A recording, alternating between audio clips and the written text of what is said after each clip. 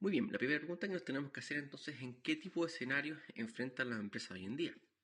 Y la verdad que la respuesta no es tan compleja, porque por una parte podríamos pensar que estamos en un escenario más bien de tranquilidad, como lo fue los años 40, los años 50 y principio incluso de la revolución industrial. Cuando vemos las imágenes que aparecen en la pantalla, ustedes podrán ver que esto se parece mucho más al tornado que aparece ahí.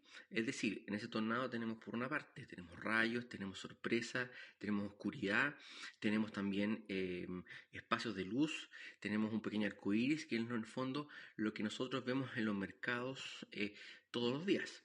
A modo de ejemplo, hoy día el valor del dólar subió 13 pesos, dado que existe un virus en particular que está en Asia específicamente, y obviamente eso afecta a los mercados por cuanto el mercado asiático es el mercado más grande del mundo y a su vez también puede ser eventualmente el exportador de mayor cantidad de enfermedad y por tanto la mortalidad que eso podría generar. Por lo tanto, uno puede resumir que los mercados modernos hoy día son complejos, son dinámicos, son competitivos y sobre todas las cosas están dinámicamente relacionados.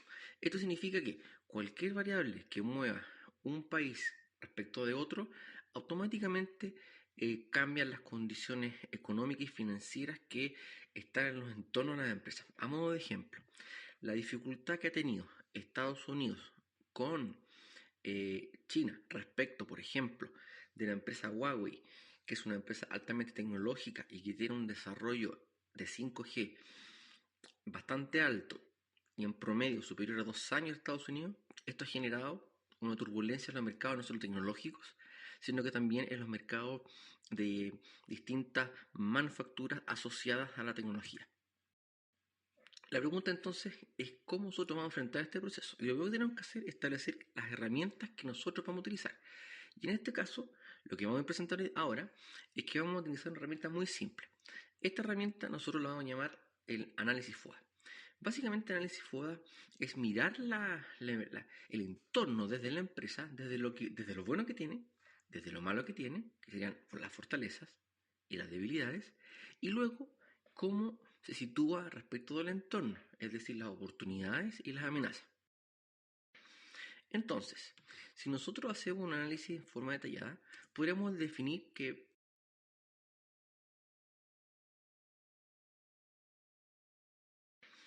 Entonces, si nosotros hacemos un análisis en forma detallada, podríamos definir que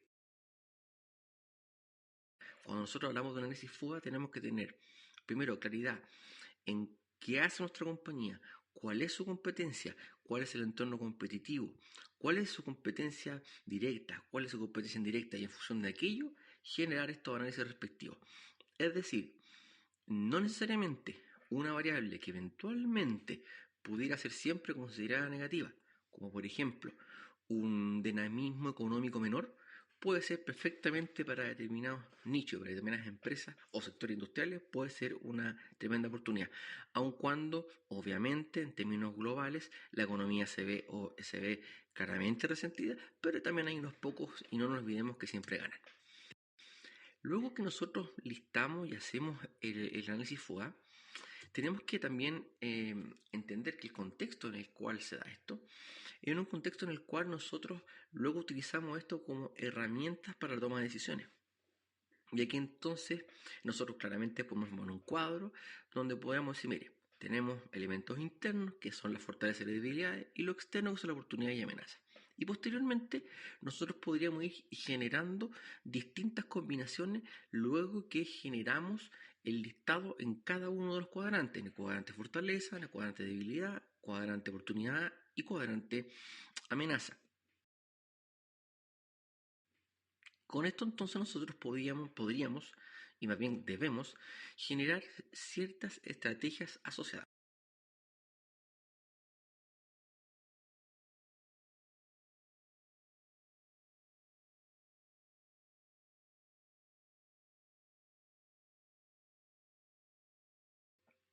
Si nosotros vamos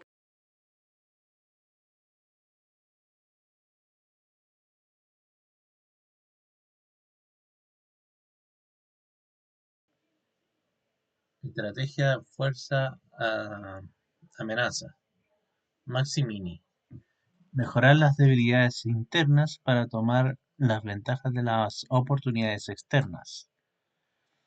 Trata de disminuir al mínimo el impacto de las amenazas del entorno, valiéndose de las fortalezas. Estrategia debilidad amenaza. Mini a mini. Tiene como propósito disminuir las debilidades y neutralizar las amenazas a través de acciones de carácter defensivo. Generalmente, este tipo de estrategia se utiliza solo cuando la organización se encuentra en una posición altamente amenazada y posee muchas debilidades. En este caso, la estrategia va dirigida a la sobrevivencia. Si nosotros vamos viendo, por tanto, en los siguientes cuadrantes se dan distintas combinaciones, las debilidades con las amenazas y así sucesivamente. Luego esto nosotros lo llevamos a lo que llamamos una matriz. Y cuando hacemos la matriz, rápidamente podemos distinguir todas las estrategias y acciones específicas que nosotros podríamos emprender dada esta combinación que nosotros podemos encontrar. Voy a dar otro ejemplo. En el caso de Valparaíso. Valparaíso tiene una enorme fortaleza en cuanto a las vistas que este tiene. Tiene una enorme debilidad en cuanto a su limpieza. Existe una enorme oportunidad también en el sentido que Valparaíso, dado el posicionamiento que tiene en el exterior, genera un alto interés del turista extranjero que tiene determinadas características de venir a una ciudad como Valparaíso. El problema está que si Valparaíso sigue teniendo estas debilidades estructurales, como por ejemplo que no es capaz de mantener las calles limpias durante 24 horas, tiene problemas de seguridad, perros vagos y una serie de problemas de gestión, obviamente no va a poder aprovechar a ese turista. Ejemplo de ello es que los problemas de gestión de Valparaíso se transformó en una tremenda oportunidad para que el puerto de San Antonio pudiera acoger a todos estos turistas. Luego entonces, al hacer estos cruces en los cuadrantes, podemos rápidamente tener claridad en qué estrategia vamos a utilizar. Ahora bien, no nos tenemos que olvidar que existe un contexto interno del análisis que nosotros estamos haciendo. Porque partimos nosotros desde una empresa que tiene una determinada visión, una determinada misión.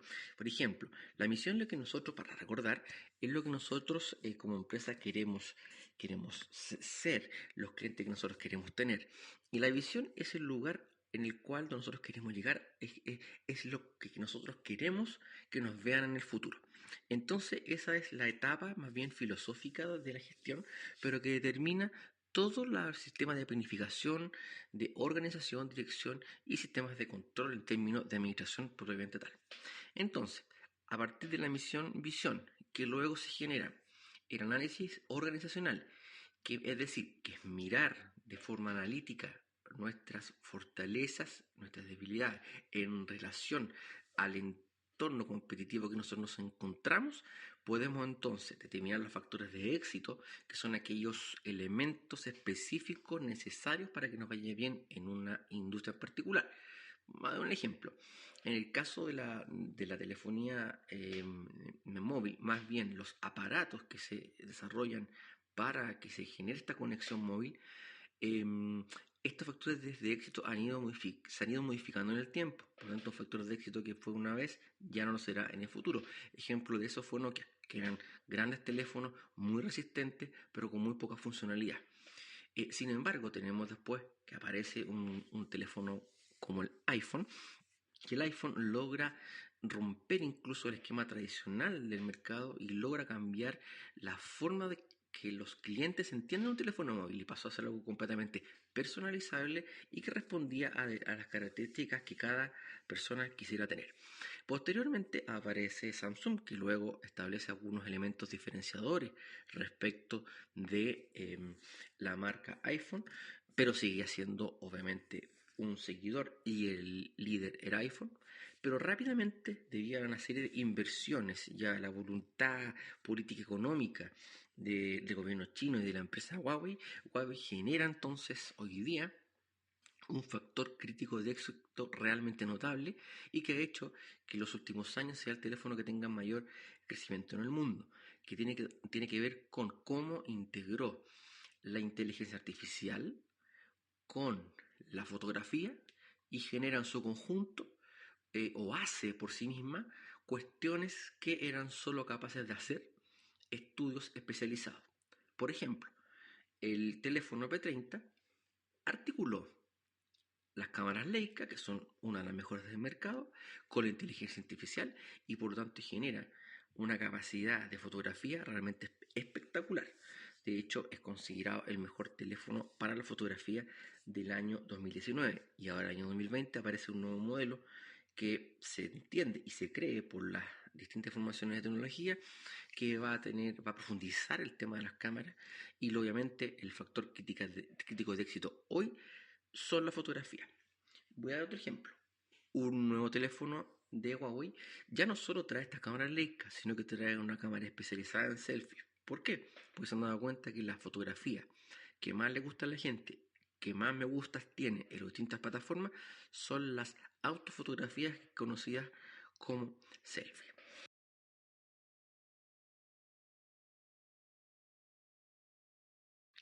Necesariamente vamos a llegar a, o tenemos que llegar a determinar la tipología de negocio. Ejemplo, la tipología de negocio es dónde y cómo estamos nosotros respecto de el sector industrial propiamente tal. Entonces, tenemos que hacer primero, tener claridad en las amenazas que nosotros tenemos y, por cierto, tener mucha claridad también en los niveles de oportunidad que existen.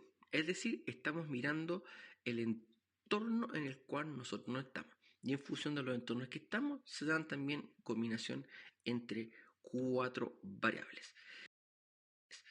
Entonces, una matriz que nos ayuda mucho en esto es la conocida como matriz BCG. La matriz BCG, ¿qué la cruza la cuota de mercado que tiene la compañía, es decir, su participación relativa, no la participación absoluta, respecto de la tasa de crecimiento de mercado. Entonces, esto lo representa muy bien a través de ciertos gráficos. En el caso de cuando, por ejemplo, comienza recién un emprendimiento, un negocio, siempre partimos básicamente en perro, somos un perro. Posteriormente llegamos al signo de interrogación, luego llegamos a la estrella y nos transformamos en una vaca lechera. ¿Qué significa esto? Significa, por ejemplo, que si estamos en un sector industrial que tiene una tasa de crecimiento baja, pero que tiene una cuota de mercado alta, entonces estamos hablando de una vaca lechera. En el caso, por ejemplo, de un sector industrial que tiene una tasa de crecimiento alta y una cuota de mercado relativa alta, es decir, tu empresa tiene una cuota alta, estamos hablando de una estrella. Ejemplo, Coca-Cola. Coca-Cola constantemente pasa entre estrella y vaca. ¿Cuál es la diferencia? Que cuando tiende a aparecer y se empieza a parecer a una vaca, Coca-Cola rápidamente genera innovaciones. Innovaciones, por ejemplo, en su packaging, en sus etiquetas, con códigos QR, o por ejemplo, una acción muy simple que significó aumentar las ventas de manera muy significativa en Chile fue cuando a las distintas versiones de Coca-Cola les puso los apellidos de las familias de Chile. Y eso generaba una explosión de alegría en los supermercados y generaba obviamente un desorden y todo, pero esta era parte de la estrategia de desarrollo de negocio y lo transformó nuevamente en un producto estrella. Una vaca lechera, la vaca lechera, ¿y por qué se le llama así? Porque en el fondo puedes ordeñar, ese es el concepto, el dinero que eso te va entregando. Ahora, los negocios más complejos, sí, de poder trabajar son aquellos que están en la interrogación, porque estos pueden rápidamente saltar a estrella o bien se pueden devolver a perro y ahí la situación realmente es crítica. Y por lo tanto, cada cuadrante tiene asociadas determinadas estrategias, lo cual siempre complejiza esta situación. Nosotros podemos cruzar la matriz BCG con el ciclo vida-producto. Recordemos que el ciclo vida-producto que se dio en marketing tiene 4 etapas: introducción, crecimiento, madurez y declive.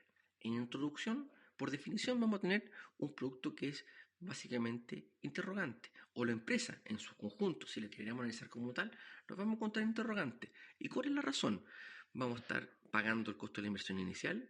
Por lo tanto, si nosotros cruzáramos esto con la curva de utilidad, nos vamos a dar cuenta que en la introducción tenemos pérdida. Y tenemos pérdida también hasta la primera parte del crecimiento. Si nosotros esta curva hacemos la función respectiva, nos vamos a dar cuenta que la pendiente del punto en determinados momentos va cambiando. Es decir, en una fase del ciclo de vida se crece a una tasa creciente, luego se crece a una tasa decreciente, lo que genera que la curva comienza a decaer, pero siga subiendo hasta llegar a un punto máximo, donde luego vamos a contar la decisión que hay que tomar y llegamos al perro. Entonces, en la etapa interrogante, luego vamos a pasar a estrella, donde ya el producto comienza a crecer a tasa creciente, cada vez más, hasta que llega un punto en que crece menos. Esto le pasa mucho a Coca-Cola, crece pero crece menos. Y luego se transforma en un producto estrella cuando alcanza la madurez. Por ejemplo, un producto que alcanzó la madurez hoy día es el PlayStation 4. PlayStation 4 está hoy día en madurez. ¿Y qué es lo que hace Play con las distintas innovaciones que entrega a través de la red? Es simplemente agrandar, en el fondo, dar un mayor espacio de madurez. Y posteriormente, ¿cuándo nos vamos a dar cuenta que este producto es un perro? Cuando salga la publicidad, cuando ya no se generan actualizaciones, porque rápidamente, después de este Play, viene un nuevo formato que es completamente inteligente, está asociado a la inteligencia artificial y con un sistema 4K, y eso obviamente incidentemente se está anunciando con el objeto de sacar el producto de vaca, llevarlo a declive a un perro y que ingrese el nuevo PlayStation. Ahora, ¿cuál es el tema? Por ejemplo, nos vamos a dar cuenta en un par de años más que si tú te compras un televisor de un tamaño, por ejemplo, 40 o 50 pulgadas, por 10.000 pesos, 20.000 pesos, te van a dar el Play antiguo. Y eso es una forma de ir sacando el producto de manera significativa, y más que sacarlo es de quitarle valor al producto de manera tal que los clientes prefieran comprar o busquen la alternativa de comprar un producto, la nueva versión que nosotros queremos, digamos. Y esto, por cierto, también está asociado al tipo de cliente, no solo desde el punto de vista del nivel socioeconómico, sino que también de los tipos de clientes que son capaces de adoptar y de correr riesgos en determinados elementos. Pero eso ustedes lo vieron con mucha claridad en su curso de marketing. ¿Qué es importante para tener en cuenta para poder enfrentar todo este proceso? Aquí tenemos una serie de autores y tenemos muchas opciones distintas para mantener este proceso. Sin embargo, hay un autor que es muy clásico, pero que es muy gráfico y es muy claro en la forma que entiende cómo se para la compañía respecto a su entorno, y es Michael Porter. Michael Porter identificó que lo que realmente se intercambia entre las empresas y sus clientes es valor. Es decir, ¿qué ganamos nosotros respecto a lo que estamos pagando? Si nosotros le llamamos economía, a esto le llamaríamos nosotros el beneficio del consumidor. Y ese sería el valor. Y tú estás dispuesto a pagar hasta el punto en que el costo asociado a ese producto es igual al valor que tú le asignas. El tema está en que no todos tenemos los mismos criterios para determinar el valor. Por ejemplo, hay personas que están dispuestos a comprarse un helado por 2.000 pesos y otros están dispuestos a comprarse un helado por 100 pesos. ¿Por qué? Porque le asignan un valor completamente distinto a un helado respecto de la otra persona. Ahora, el valor, por supuesto, se va a transformar en precio, pero precio y valor no es lo mismo. Entonces, Michael Porter entiende esto de manera muy clara y en el fondo lo hace para identificar la ventaja competitiva, que es distinto de las ventajas comparativas. La ventaja comparativa es algo que existe, algo que está. Por ejemplo, el mar chileno. El mar chileno tiene distintas temperaturas y eso hace que tenga una diversidad de punto de vista del mar, pero también de la diversidad que se da en las playas, en los entornos y cómo va cambiando la geografía, le genera una tremenda ventaja comparativa. ¿Cuándo es competitiva?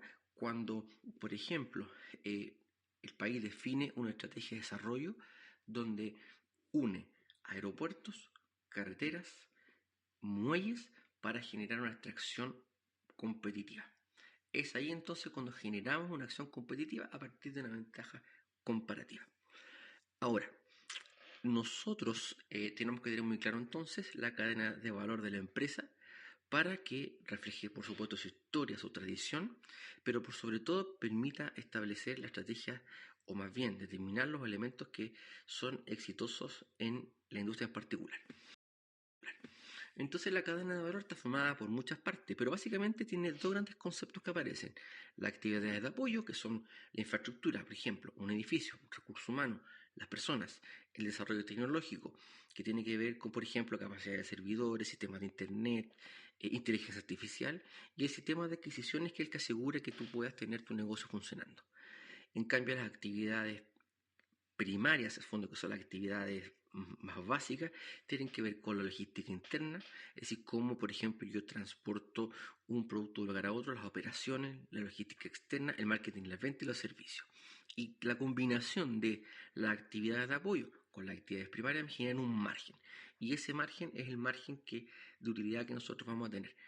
Ahora, en general, cuando los mercados están en competencia perfecta, son competitivos, los márgenes son más bien conocidos.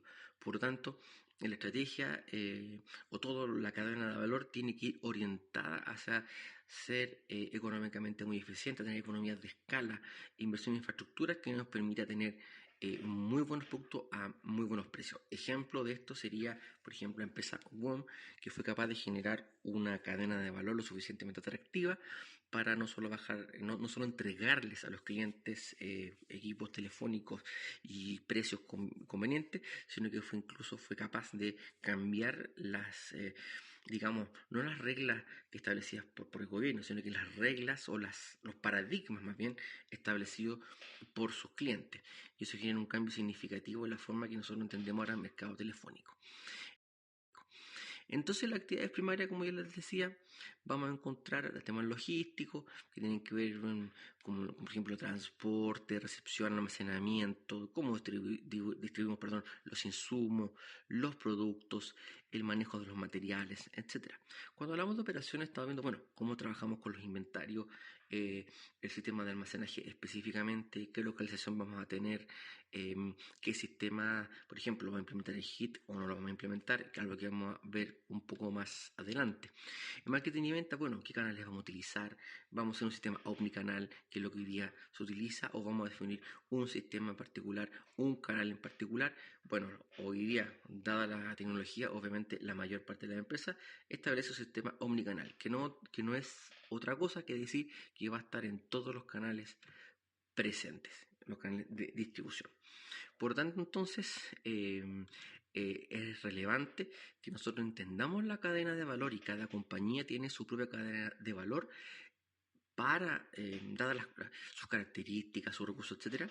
Sin embargo, si usted y nosotros analizamos en conjunto las distintas empresas del mismo sector, nos vamos a dar cuenta que en general las cadenas de valor se tienden a aparecer. Es decir, una compañía que tiene una gran ventaja en un momento determinado, cuando estamos en un mercado competitivo, donde tenemos información libre, donde entran y salen los oferentes y los demandantes sin ningún problema, entonces eso nos hace muy complejo generar barreras de entrada. Y las barreras de entrada, sobre todo en los mercados competitivos, se generan con mecanismos de diferenciación. Y para obtener diferenciación, tenemos que entonces generar ciertos elementos distintivos dentro de esta cadena de valor. Ejemplo de aquello sería el Jumbo, que tiene claramente una estrategia distinta a la que tiene Líder y otras marcas. Bueno, estimados y estimadas, esto sería todo por esta sesión. Nos vemos la próxima semana. Que esté muy bien.